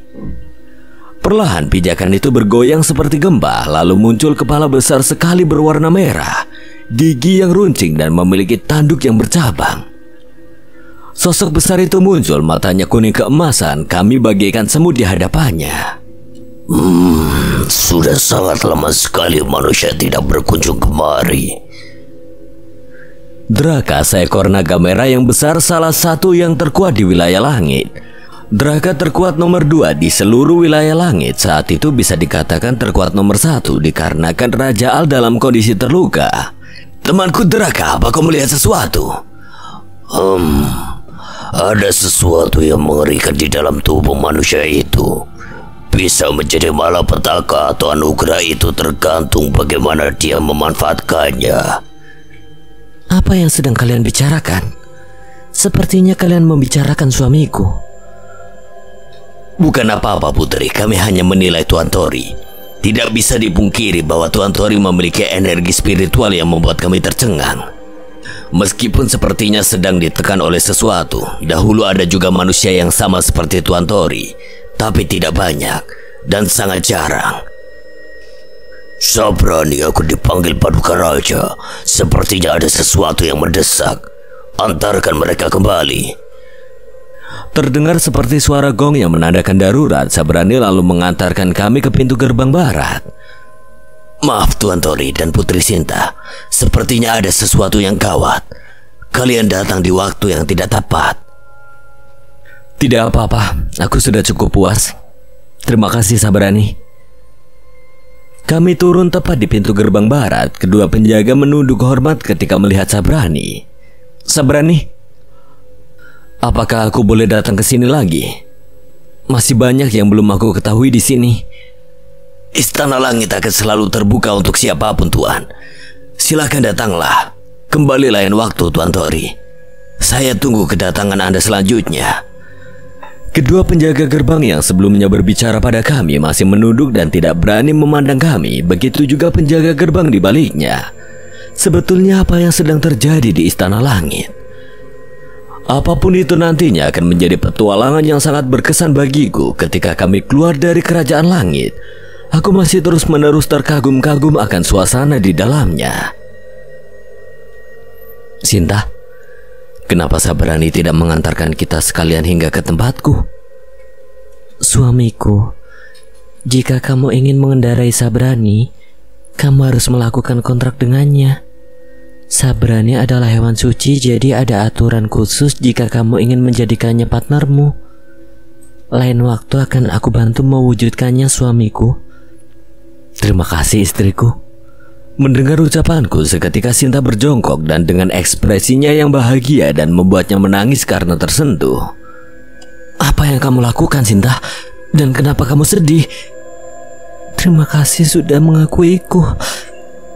Ini pertama kalinya kamu memanggilku istri. Sinta, tidak, istriku. Mulai sekarang, aku akan memanggilmu dengan sebutan istriku. Terima kasih sudah mengakuiku, suamiku. Sekali lagi Sinta akan hendak berjongkok, tetapi aku menggapainya dan memeluknya. Ternyata selama ini aku tidak memahami Sinta. Di situ aku merasa bersalah dan merasa bodoh. Masih dalam pelukan kami mulai memahami dan mengerti satu sama lain. Di situ membuatku tersentuh. Jika bisa mengeluarkan air mata, mungkin akan terasa sekali makna dari sebuah ketulusan. Aku pegang wajah Sinta dengan kedua tanganku dan kecupan kecil di dahi tepat di bawah mahkotanya dan mengatakan, "Maafkan aku, istriku. Aku tidak memahamimu dari awal." Kemesraan kami di depan pintu gerbang dan berdiri di atas awan disaksikan oleh dua penjaga yang seolah mereka ikut terbawa suasana hati kami.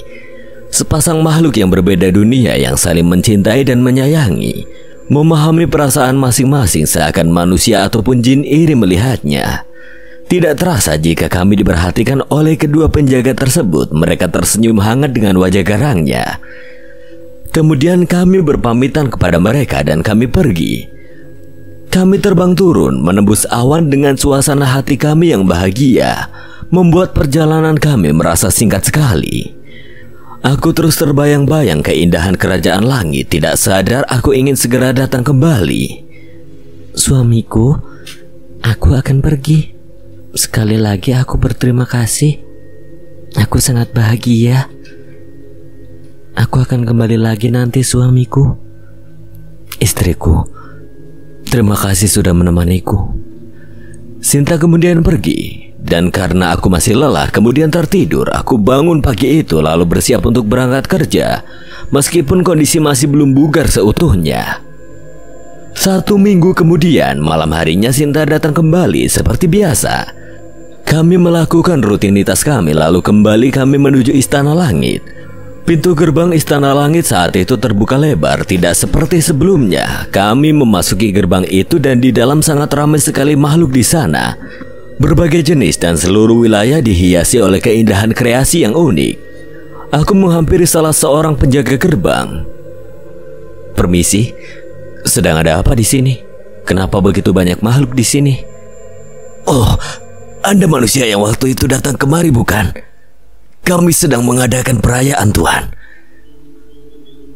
"Anda punya ingatan yang sangat baik.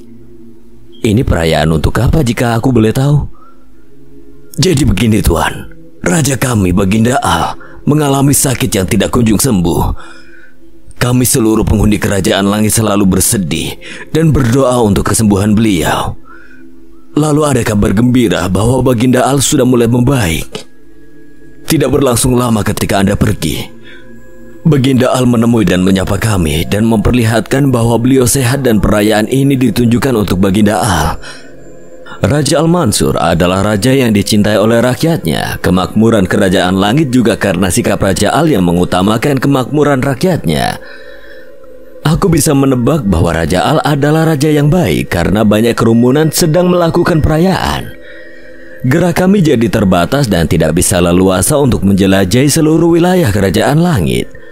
Pastinya Sabrani juga sibuk, tidak mungkin dia bisa membantu kami untuk berkeliling. Mungkin lain waktu saja kita kemari, istriku. Ayo kita kembali saja." "Baik, suamiku." Tunggu Tuan Tori. Ucap salah seorang dengan tubuh kekar, tampan dan memiliki wibawa yang tinggi, ditemani oleh seorang pria berotot dan tidak kalah tampan, dan beberapa prajurit dengan postur tubuh yang atletis. Iya? Anda siapa? Apakah ada perlu denganku? Saya Sabrani Tuan Tori, dan di sebelah saya adalah Draka, naga merah yang Anda lihat sebelumnya. Oh, kau Sabrani? Ternyata kau memiliki wujud yang menakjubkan. Terima kasih pujiannya Tuan. Tapi ini bukan wujud asli saya. Tuan Tori, ada hal penting yang ingin saya sampaikan. Apa itu Sabrani? Katakan saja. Manusia, ikutlah dengan kami. Akan kami jelaskan, bukan di sini tempatnya. Sikap Draka memang kasar. Dia tidak pernah mau tunduk pada siapapun kecuali Raja Al. Sikapnya padaku biasa saja jika dibandingkan Sabrani. Bisa aku pahami, Draka memiliki harga diri yang tinggi dibandingkan makhluk lain di kerajaan langit. Seluruh kerumunan menyingkir membuat jalan bagi kami. Mereka semua menunduk hormat. Bagaimana tidak, makhluk terkuat nomor 2 tengah berjalan di antara mereka. Kami tiba di pintu Istana Langit. Keindahan Istana Langit sungguh tidak bisa dipikir secara logika.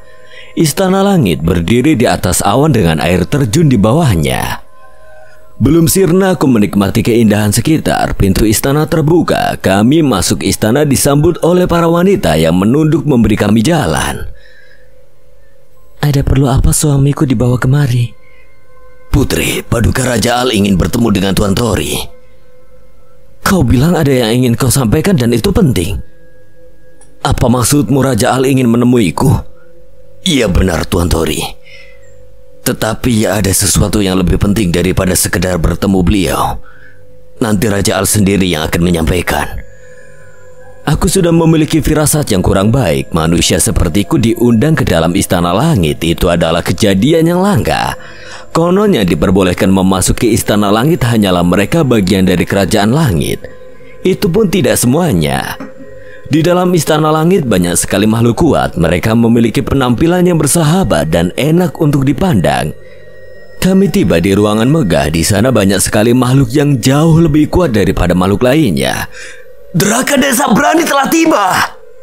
Teriak salah seorang yang berdiri di samping pintu ruangan. Seluruh makhluk yang ada di ruangan tersebut berdiri. Terlihat singgasana yang megah, namun tidak ada seseorang yang duduk di singgasana tersebut. Di mana Paduka Raja? Tuan Draka Paduka berada di ruangannya. Keadaan beliau semakin memburuk. Draka, Sabrani dan lelaki tua tersebut saling berbicara. Tidak jelas apa yang mereka katakan. Kemudian Sabrani menghampiriku. Tuan Tori, sepertinya Paduka Raja dalam keadaan memburuk kembali. Mari akan saya jelaskan di tempat lain. Aku semakin bingung saat itu. Sebenarnya apa yang sedang terjadi? Penjaga gerbang barat mengatakan bahwa raja mereka sudah sembuh, sedangkan apa yang aku lihat di sini sebaliknya. Saat kami ingin beranjak pergi, seseorang mengatakan dengan jelas seperti berbisik di telingaku. Sabrani, bawa manusia itu ke ruanganku sekarang. Sabrani langsung menuju ke ruangan yang dimaksud oleh suara misterius tersebut. Di depan ruangan itu dijaga oleh 2 orang. Mereka adalah salah satu yang terkuat di Istana Langit. Berhenti Sabrani, lancang sekali kau berani ada di sini bersama orang luar. Maaf Pangeran El, kami kesini dipanggil Yang Mulia. Tunggu di sini, akan aku sampaikan. Tak lama kemudian Pangeran Elbras menghampiri kami. Silakan kalian masuk, ayah mengundang kalian. Pintu terbuka, tercium aroma bunga kantil dan kamboja berselingan. Ruangan yang sangat besar dan megah untuk ukuran kamar tidur. Banyak hiasan dinding dan pernak-pernik menghiasi seluruh ruangan. Di ujung terdapat ranjang yang besar tertutup tirai putih kekuningan. Seseorang duduk di ranjang tersebut ditemani oleh kedua pelayan wanita yang cantik. Salam Paduka. Terima kasih sudah bersedia berkunjung kemari manusia. Aku adalah Al-Mansur, pemimpin negeri ini. Salam Raja Al, saya Tori. Silakan Anda duduk, sepertinya Anda sedang sakit. Tidak perlu bersikap formal pada manusia seperti saya. Terima kasih atas pengertiannya. Sebelumnya aku minta maaf jika memaksa ingin menemuimu. Akan aku katakan secara langsung. Sebetulnya apa yang ingin aku katakan ini terlalu buru-buru dan kurang pantas. Aku ingin meminta bantuanmu, Tuan Tori. Saat itu hanya kebingungan yang aku rasakan dan tidak mengerti apa maksud dari Raja Al. Kerajaan Langit merupakan kerajaan jin adidaya yang aku tahu saat itu. Apa yang raja itu butuhkan dariku yang lemah ini? Maaf Raja Al, apa yang bisa saya lakukan untuk Anda? Paduka, biar saya menjelaskan semuanya. Seperti yang sudah Tuan Tori ketahui bahwa Raja Al sedang terluka parah. Apa yang diketahui rakyat kerajaan langit hanyalah informasi yang salah. Sebab jika mereka tahu Raja Al menderita luka parah, mereka akan coba membantu Raja Al untuk sehat kembali bagaimanapun caranya.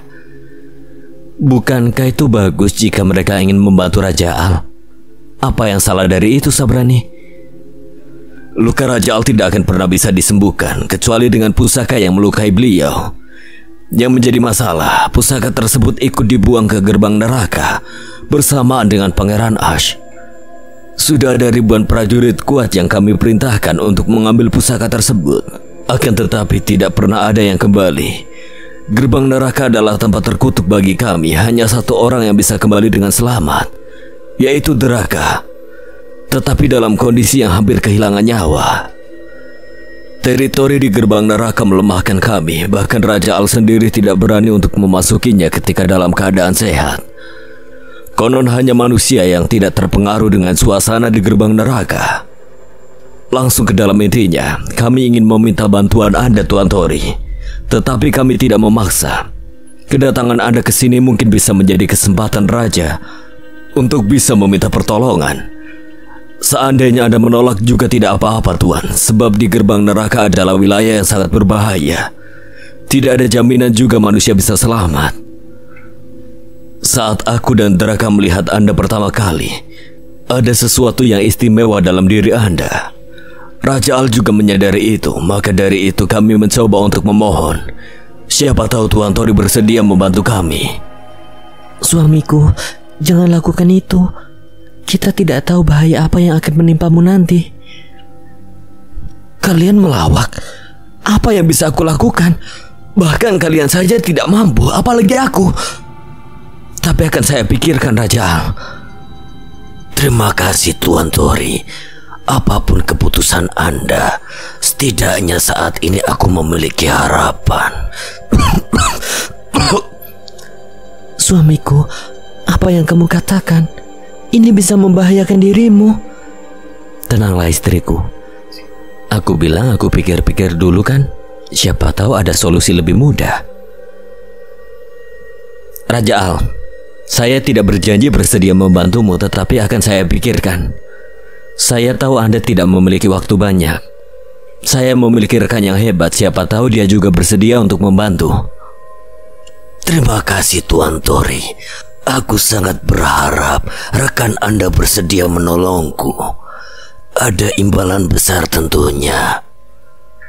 Setelah percakapan panjang, kami kembali. Dalam perjalanan pulang, aku terus-menerus kepikiran, kenapa aku harus memberikan harapan pada Raja Al? Bahkan aku sendiri tidak yakin, meskipun aku sudah jauh lebih baik dibandingkan sebelumnya. Tapi aku masihlah bukan apa-apa jika berhadapan dengan makhluk sekelas Nyak Rimbo. Suamiku, aku khawatir jika kamu menyetujui permintaan Raja Al. Jika rekan yang kamu maksud adalah manusia yang waktu itu, aku yakin dia akan bertindak bodoh dan setuju dengan permintaan Raja Al. Lebih baik jangan kau katakan padanya, suamiku. Ya benar, Jaka memang sembrono, tetapi dia bukan sembarangan. Banyak hal yang masih dia sembunyikan. Aku yakin jika dia berkata bisa, pasti bisa dia lakukan. Kamu tidak perlu khawatir ya. Aku kembali di kontrakan. Sinta langsung pamit pergi. Aku istirahat dan melakukan aktivitas seperti biasa keesokan harinya. Aku mencoba untuk melupakan apa yang pernah aku katakan pada Raja Al. Semakin aku mengabaikan, semakin aku merasa bersalah. Beberapa hari berlalu, aku tidak memberikan kabar kepastian, tapi mereka tidak menagihnya. Aku mencoba jalani hidupku seperti biasanya, tapi akhirnya aku memutuskan untuk memberikan jawaban kepada Raja Al. Beberapa hari setelah menuju ke Istana Langit yang kedua kalinya, entah saat itu hari apa aku lupa. Kebetulan aku libur esok harinya, tidak ada aktivitas yang berarti, hanya melakukan rutinitas biasa saja. Aku juga termasuk orang yang malas untuk bersih-bersih rumah. Jarang sekali aku melakukannya, tetapi rumah selalu bersih. Aku selalu berpikir positif dan tidak mungkin penghuni selain aku yang melakukannya. Karena mungkin aku hidup sendiri, jadi rumah tidak begitu kotor. Aku tidak pergi kemanapun sore itu dan langsung pulang karena ada kawanku dari Jambi yang ingin berkunjung. Dia datang saat aku bersantai di ruang tamu. Dia adalah orang yang sering dipanggil Jaka Guntur. Jaka keluar dari mobilnya yang dia parkir tepat di samping kontrakan, lalu menghampiriku sambil menenteng 2 kantong plastik jumbo. Hei, apa kabar Tori? Sehat? Alhamdulillah, baik-baik aja, Jak. Ini Jaka kan? Tidak perlu repot-repot lah. Lain kali bilang dulu jika mau bawa oleh-oleh. Kan aku bisa request nanti. Jelek kali basa-basi kau itu. Banyak kali yang kau bawa, Jak. Siapa yang mau makan ini? Ah, kau ini. Aku tahu kau doyan ngemil. Nanti juga ludes. Kami ngobrol dan membahas Bond, dan tentunya topik utama yang dibahas adalah tentang Istana Langit. Semuanya aku ceritakan pada Jaka tentang penawaran yang diberikan Raja Al-Mansur. Tentunya Jaka juga penasaran seperti apa itu Istana Langit. Apa yang kau katakan jujur aku terkejut. Mungkin memang akan berbahaya, tapi keputusan ada padamu, Tori. Aku siap menemanimu jika kau setuju menerima permintaan Raja Al. Aku masih bimbang, Jak. Aku pikirkan kembali nanti ya. Sebetulnya aku kesini ingin mengajakmu untuk menjelajahi semesta gaib di kawasan Danau Singkarak. Apa kau mau ikut? Tentunya aku tidak keberatan dengan ajakan Jaka, karena menjelajah ke dunia gaib sudah menjadi hobiku semenjak mengenal Sinta. Jaka, hari ini nginep aja di sini, besok pagi kita ke rumah Bon. Oke, baiklah. Tori, ini kontrakan memiliki aura negatif samar-samar. Apa ada penunggunya di sini? Setiap rumah pasti ada. Carilah pembahasan lain, jangan demit terus yang kau bicarakan. Apa otakmu itu isinya perdemitan semua ya? Aku sengaja tidak memberitahukan soal wanita penunggu sumur ke Jaka untuk mengejutkan Jaka saja. Tidak terasa waktu malam sudah tiba, Jaka mulai bertingkah. Dia merasakan suatu kehadiran, mata Jaka terpejam dan tangannya meraba angin. Tori, aku merasakan kehadiran dari arah sana. Biarlah, Jak. Palingan hanya numpang lewat. Aku yakin dari arah sini, Tori. Biarlah, Jaka, tidak usah kau pedulikan. Suka sekali mengganggu mereka. Bukan begitu, Tori. Kehadiran mereka bisa mengganggu kita. Ditambah kau ini memiliki aura memancing mereka, para makhluk halus. Tidak masalah. Jika itu aku yang dulu, mungkin aku khawatir. Sekarang apa yang ditakutkan? Aku ini, janganlah kau mengandalkan Sinta. Tidak juga. Mungkin bisa jadi sekarang aku yang melindunginya. Kau ini, terserahlah. Nih, buat kamu. Maaf, Jak. Aku tidak suka barang bertuah seperti ini. Tidak perlu kau bawa. Sudah diam saja kau. Mau kemana kau, Jak? Tunggu aja di situ. Tak lama kemudian Jaka kembali. Yang Jaka lakukan adalah memagari kontrakanku. Tidak perlu lagi aku melarang Jaka. Aku biarkan saja apa yang Jaka lakukan. Waktu sudah semakin malam. Aku ingin beranjak istirahat dan Jaka pun demikian. Sebelum ingin tidur, Jaka ke kamar mandi dan sesaat kemudian Jaka berteriak kaget. Aku langsung menghampiri Jaka. Jaka nampak melakukan gerakan pertahanan yang hendak menyerang mbak-mbak penunggu sumur. Hei Jaka, kenapa kau ini? Kuntilanak sialan, kau bikin aku terkejut setengah mati tahu. Kau belum tahu siapa aku, ha? Jaka berkata kesal sambil berlagak seperti paranormal yang semakin aku tidak tahan melepas tawa.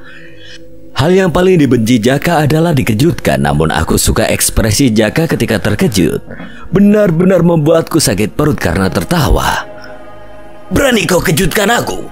Mau bertarung? Ayo! Jaka berkata kepada Mbak Kun sambil berpose andalannya. Apa sekali nasib Mbak Kun ini. Aku menghampiri Jaka dan berkata ke Mbak Kun, "Ini kawanku Mbak, jangan takut." Bangsat kau Tori, sengaja kau tidak bilang dari awal jika ada Kun-kun di sini ya? Aku hanya tertawa lepas dan berhasil kerjain Jaka. Masih dalam keadaan aku masih tertawa, Jaka kembali merasakan kehadiran makhluk lain. Apalagi yang kau sembunyikan Tori? Sembunyikan apa Jak? Ada kehadiran lagi di belakang kontrakan. Ayo kita cek. Jaka keluar rumah dan aku juga penasaran lalu mengikuti Jaka dari belakang. Pukul berapa saat itu aku lupa, yang jelas sudah larut dan sepi. Samping kontrakan ada rumah tetapi tidak dihuni. Pemiliknya dari Jakarta kata Panas. Jangankan tengah malam, lepas isya saja sudah sangat sepi. Kami berjalan ke arah belakang rumah, kurang lebih 100 meter ada pohon bambu yang lebat. Dan di sampingnya pohon sukun yang besar sekali. Di pohon sukun tersebut ada sosok tinggi besar, perut buncit, berbulu lebat, bermata merah dan bertaring menyeramkan. Jangan usil kau Jaka, biarkan aja. Dia tidak pernah mengganggu loh. Tanpa protes Jaka mengikutiku. Belum lama kami memasuki rumah, ada suara yang di atas kontrakan.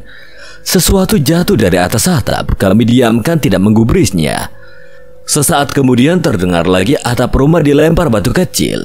Jaka akhirnya habis kesabaran. Maunya apa itu monyet besar? Belum tahu siapa aku dia. Jaka keluar rumah sambil menenteng pusaka andalannya dan aku ikut dari belakang. Jaka buka pintu hanya berdiri dan diam, lalu aku menyusulnya. Di depan Jaka ada seorang yang tinggi dengan jas yang rapi serta wajahnya yang tampan rupawan, mirip seperti om-om cakep berumur 50 tahunan. Orang itu menunduk dan memberikan ayam hitam, tapi setelah diamati itu bukan ayam melainkan burung. Jaka hanya bingung dan keheranan. Apa maksudmu ini? Kau itu makhluk yang ada di pohon sukun tadi kan? Orang itu hanya mengangguk dan kembali menyodorkan burung yang masih hidup itu. Entah kenapa dia tidak bisa bicara. Mungkin memang tidak mengerti bahasa kami. Aku berdiri di samping Jaka dan orang itu tertunduk menawarkan burung itu juga padaku. Ini buat saya. Ini buat apa? Dan bapak ini siapa? Namanya siapa?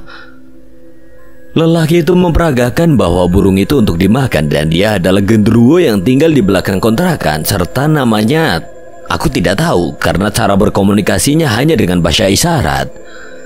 Maaf, ini bukan makanan kami. Aku panggil Om Gen saja ya. Aku Tori dan ini Jaka. Om Gen tersenyum dan menerima penolakan pemberiannya, lalu mengangguk bahwa dia tidak keberatan dipanggil Om Gen. Menurut Jaka, burung yang ingin diberikan Om Gen adalah makanan kesukaannya. Jika Om Gen rela berbagi, berarti dia ingin berteman dan sangat menghormati. Padahal bangsa genderuwo selalu berebut soal makanan dan rela bertarung habis-habisan. Itulah sebabnya kebanyakan jenis seperti genderuwo cenderung sendiri dan tidak berkelompok. Om Gen kemudian pergi dan kami kembali masuk rumah. Burung yang dibawa oleh Om Gen adalah burung gagak, makanan kesukaan Om Gen. Apa kataku, auramu itu mengundang makhluk gaib. Jika kau tidak ingin terjun ke dunia spiritual, lebih baik kau minta Bon untuk diruqyah. Siapa tahu Bon bisa bantu. Atau setidaknya kau belajar ilmu gaib supaya tidak bergantung pada Sinta. Aku hanya diam berpikir sejenak. Sebetulnya saat itu aku hampir seluruhnya menguasai ajaran yang diberikan Mbah Sabar.